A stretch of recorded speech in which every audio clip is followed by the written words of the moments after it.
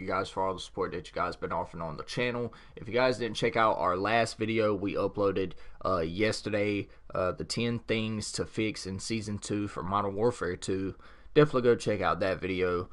We done like a little zombies live stream or whatever. It was pretty cool.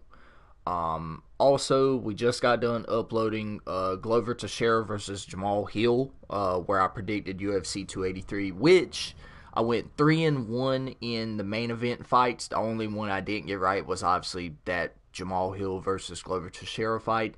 It was kind of sad to see, Glover walk away from the sport after he put so much of his heart into it. And, may I wish Glover Teixeira the best in his retirement life. Former champion.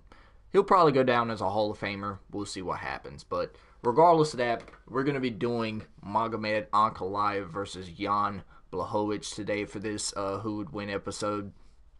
The lightweight division's the light heavyweight division is kind of restored with this whole, title picture thing now. So what I'm going to do is I'm going to, square these guys off again, and we're going to talk about the matchups. We're going to talk about how the division can shape up and all this other good stuff. So, let me see. Yeah, so looking at the rankings as of right now, you have Yuri Prochazka, who is the #1 contender, but he's hurt, okay? Doctors, they, gave him a year to sit out or whatever else like that because of how bad his shoulder injury is. But Yuri Prochazka is a savage, and he's trying to come back within 6 months, which I don't think that's a good look for him, because if he comes back and he rushes it, then he's definitely going to get knocked out, or, he's going to injure his shoulder even worse, and that will set him back even more than he already is right now. So if I'm him, I'm sitting out, I'm looking at the division right now, and I'm assessing when would be a good time for me to come back. But hey, Yuri Prochazka, he never lost his belt. He just had to pull out of the fight due to injury, right? He was set to face Glover again, but Glover didn't want to fight, so, he pulled out of it as well. So, another title fight was set up between Magomed Ankalaev and Jan Blachowicz, which is the fight we're showcasing here, which came out to be a draw. So now, Glover Teixeira and Jamal Hill had to go in there, and Jamal Hill got the win by decision. So now, the only way I could see to do this is Magomed Ankalaev and Jan Blachowicz again, since the first one was a win for neither one of the two. So this right here will be to see who goes on to face Jamal Hill for the title next, okay? Not to short-live Jamal Hill's win over Glover Teixeira. I'm just trying to keep the division moving forward. So, Magomed Ankalaev, 1-inch height advantage. Jan Blachowicz with the 3-inch reach advantage. Honestly, I'm ready to see what these two guys can do. Honestly, Jan Blachowicz, he said that Magomed Ankalaev won the fight and that he should have got the belt. So theoretically, it should have been Magomed Ankalaev and Jamal Hill for the belt, which I believe Ankalaev would have beat Jamal Hill. But hey, that's besides the point. But yeah, as the division sits right now, Yuri Prochazka sitting at #1. We got one person watching the video. What's up? Appreciate everybody stopping by. But yeah, Yuri Prochazka still sitting atop the rankings. Like I said, he never really lost his belt. So, there you go. Then we have Magomed Ankalaev sitting at #2, Jan Blachowicz sitting at 3. You have Rakic sitting at #4. All three of those guys have just moved up one spot in the rankings, so all three of them could be legitimate title contenders at this point. Anthony Smith would have been in there had he not missed weight. for the replacement for UFC 283, but that's whatever. We got 2 people watching the video. What's up? Appreciate everybody stopping by. But so far, I mean, Magomed Ankalaev, he's controlling the action on the ground, which I expect to see that in their next fight. Magomed Ankalaev already going for an armbar here. And he might actually submit him. It's actually kind of close. It's actually kind of close. We'll see if Jan Blachowicz can pull away. And the winner of this, like I said, will go on to face Jamal Hill for the title. And it looks like Magomed Ankalaev will submit Jan Blachowicz to move on and face Jamal Hill. I don't see it happening that easy in real life, though.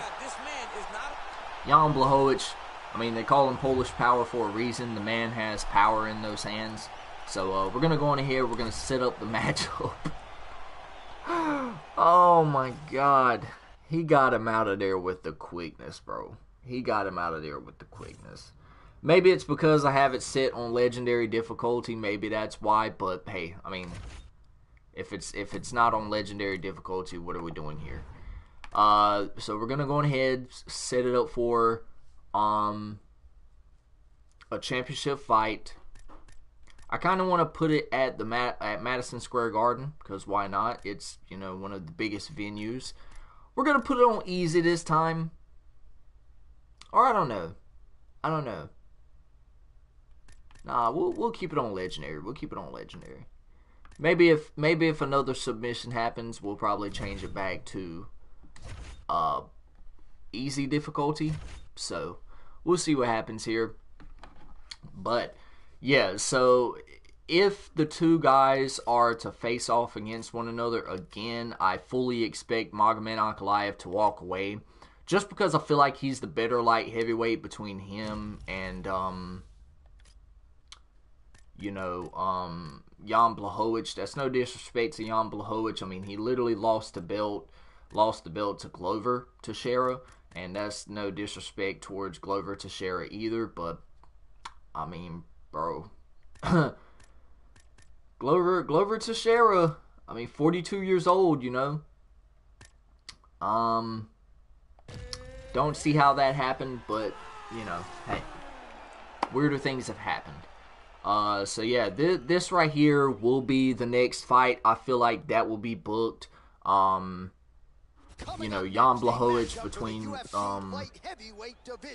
him and Ankalaev. I should have said that at first. Him and, Magomed Ankalaev will be the next fight. I feel like the UFC books as far as the light heavyweight division goes, because like I said, Yuri Prochazka still out with that injury.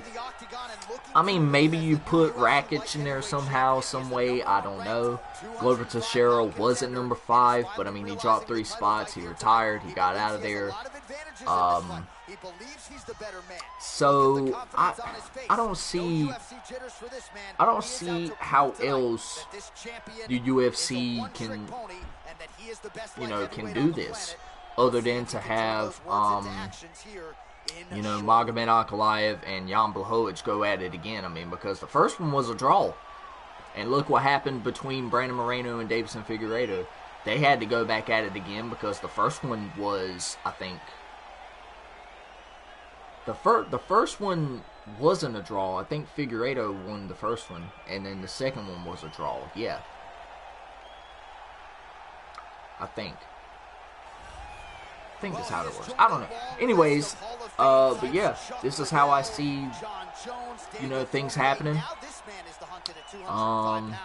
And hey, I was 3-1 in my main card predictions, so we'll see what happens.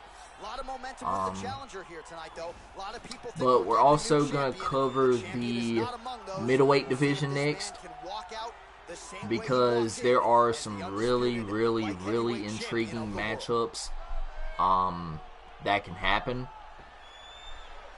Literally, you got obviously, Alex Pereira as the middleweight champion right now.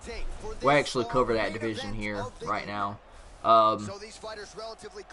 Like I said, Alex Pereira is the champion of that division. Khamzat Chimaev just announced that he is going to be moving up to go to the middleweight division, which will actually be an interesting move,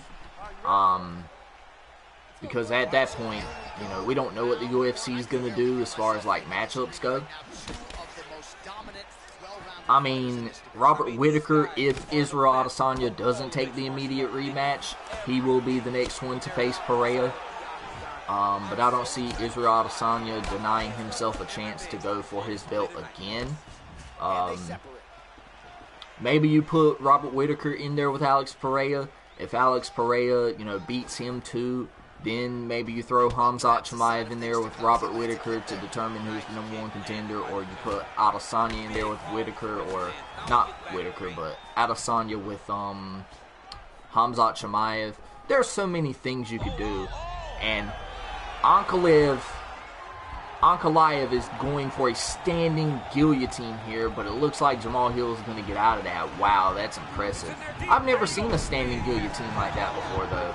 And he's going to drop him to the ground, and he is going to submit Jamal Hill to claim UFC light heavyweight gold. Oh my goodness, bro. That was so fast, like literally yeah. I don't know, we're gonna have to, wow. That's impressive though, a standing guillotine, then you know, you drop him down.